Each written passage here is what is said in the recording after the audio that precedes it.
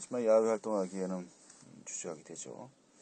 이럴 때 또 좋은 책 한 권과 시간을 보낸다면은 또 역시 굉장히 좋은 시간이 되지 않을까 싶습니다. 자, 오늘 월요일의 책갈피 함께하죠. 오늘도 안정환 작가 자리에 있습니다. 어서 오시죠. 네, 안녕하세요. 네, 반갑습니다. 자, 이번 주 어떤 책 소개해 주시겠습니까? 자, 이번에는 도시는 무엇으로 사는가라는 책을 소개해 드리겠습니다. 도시는 무엇으로 사는가? 어떤 책이죠? 자, 이 책은 알쓸신잡에서 나온 유현준 교수가 쓴 책으로고요. 그 작은 골목부터 뉴욕의 센트럴 파크까지 도시 속에 담겨진 정치, 경제, 문화, 역사, 과학을 읽어내고 도시와 인간의 삶이 서로 영향을 주면서 공진화하는 모습을 보여줍니다. 자신들이 만든 도시의 인간의 삶은 어떤 영향을 받는지, 과연 더 행복해지는지 아니면 피폐해지고 있는지를 인문학과 자연과학을 종횡무진하며 도시에 대한 이야기를 들려줍니다. 네, 요즘 알쓸신잡 많이들 보십니다만은 또 여기 이제 건축 전문가로 유현준 교수가 나오고요. 예. 저도 이제 그 프로그램 몇 번 봤습니다만은 건축 전문가의 시각으로 보는 여러 가지 건축학적인 이유, 예. 또 어떤 근거, 타당성 이게 정말 확실히 다르구나 느끼고 있습니다만은 예. 그런 부분들은 이제 또 책으로 설명해 준 것이 아닌가 싶은데요. 예. 유현준 교수 좀 간략하게 설명해 주시죠. 자, 우선 저자 유현준은 홍익대학교 건축대학 교수입니다. 그리고 유현준 건축사무소의 대표 건축사고요. 하버드대학교, MIT, 연세대학교에서 건축 공부를 했습니다. 그 외 세계적으로 많은 상을 받았지만 너무 많아 생략하고요. 2005년 귀국 후 주요 작품으로는 청운대학교 도서관, 테마동물원 주주, 강북 삼성병원 종합검진센터, 고리원자력발전소 신사옥, 헤어리 촬영박물관 등등이 있습니다.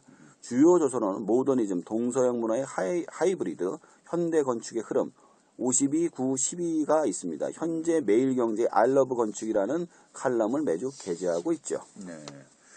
자, 근데 우리가 건축사들이 이제 많은 건물에서 생활하고 또 이제 많은 일들도 하고 합니다만은 또 건축 관련 책이다 하면요 쉽게 손에 딱 집어지지 않거든요. 네. 그런데 이 책 어떤 내용들이 나옵니까? 6가지만 일단 소개를 해드릴게요. 1번 걷고 싶은 거리, 뜨는 거리의 법칙. 2번째, 오래된 도시들은 아름다운데 현대 도시들은 왜 아름답지 않을까? 3번째, 권력이 드러나는 도시. 4번째, 현대 도시의 모습. 5번째, 도시는 유기체다.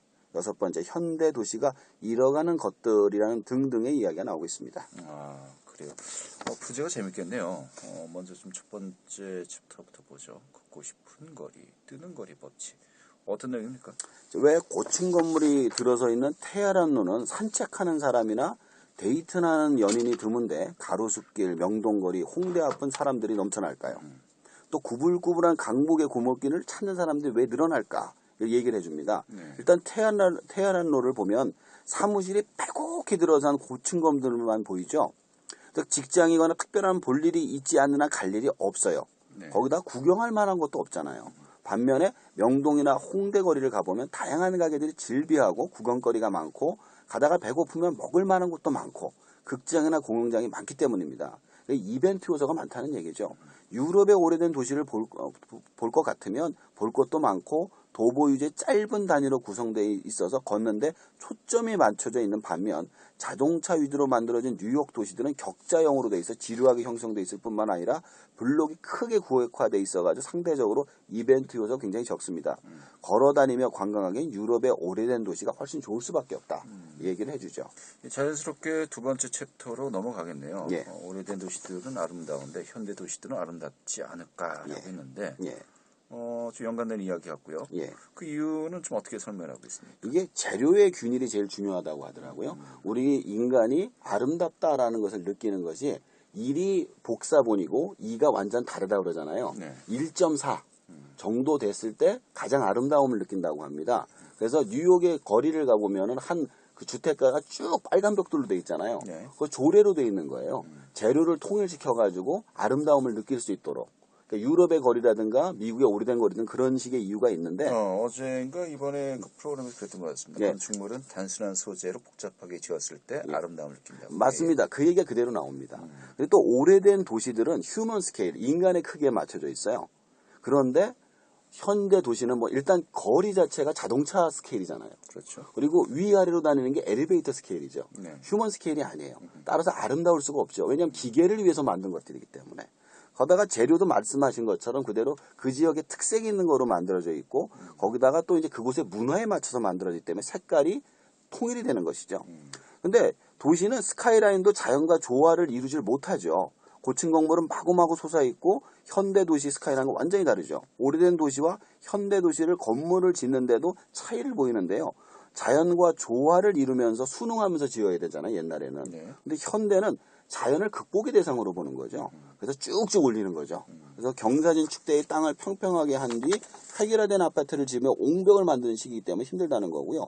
또 몇몇 건축물은 자연의 순응하에 짓기를 했지만 말 그대로 몇몇에 불과하기 때문에 그게 아름다울 수가 없다는 거죠.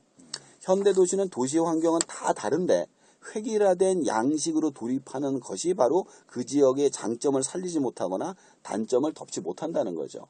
그래서 마치 성처럼 이렇게 아파트가 둘러싸이잖아요. 네. 그래서 어딜 가나 비슷한 모습이 지루하게 펼쳐질 수밖에 없다. 그래서 아름답지 못하다라고 얘기를 해줍니다. 그렇군요. 또 권력이 드러나는 도시란 챕터는 또 어떤 내용을 다루고 있습니까? 자, 도시는 그 안에 사는 사람들의 삶과 욕망이 드러난다고 합니다. 그렇게 도시에는 권력의 얼굴도 보인다고 하는데요. 네. 팬옵티콘이란 말을 들어보셨나요?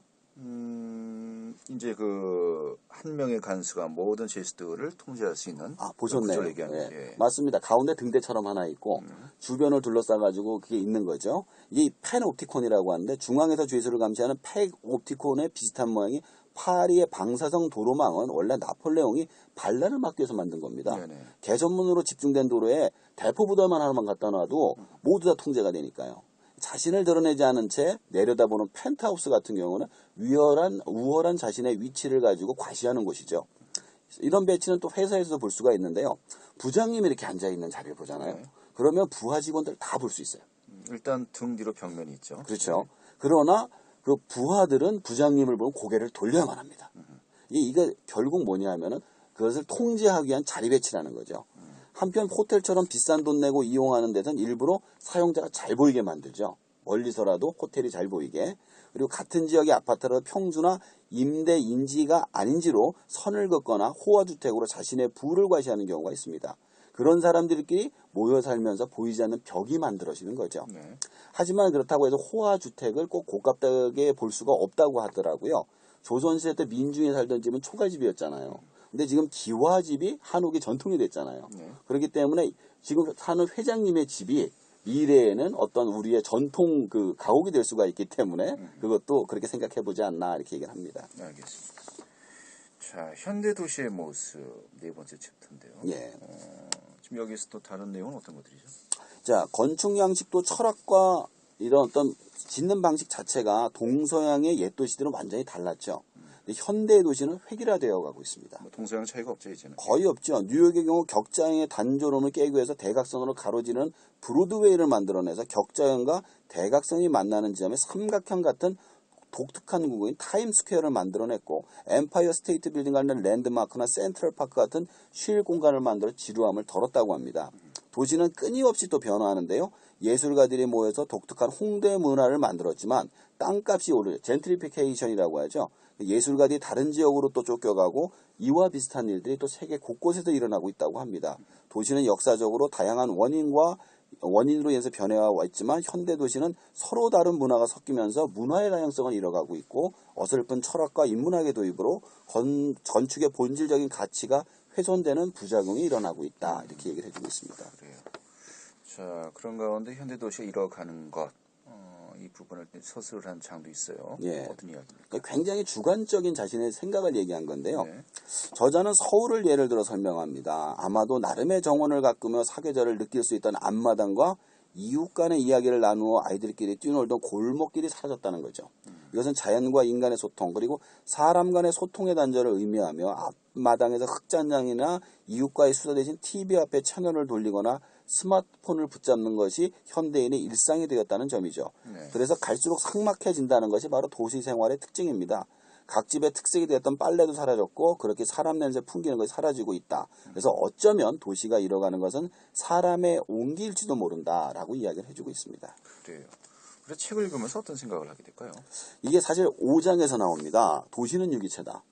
로마는 길과 상수도를 통해서 거대 도시를 만들었고요. 파리는 하수도를 통해서 더 큰 도시를 만들었어요. 뉴욕은 전화와 통신을 통해서 거대한 3차원의 도시를 만들죠. 이것은 마치 정맥과 동맥이 연결되는 것과 같습니다. 그래서 이 책을 통해서 도시가 살아있는 생명체라는 걸 다시 한번 느끼게 되었고요. 이 책 속에선 이 글만 나온 게 아니라 도시의 그림과 사진을 통해서 어떻게 변해왔는지, 이게 왜 이런 구조로 된 설명이 잘 돼 있어가지고 전혀 새로운 도시의 인문학을 배울 수 있었습니다.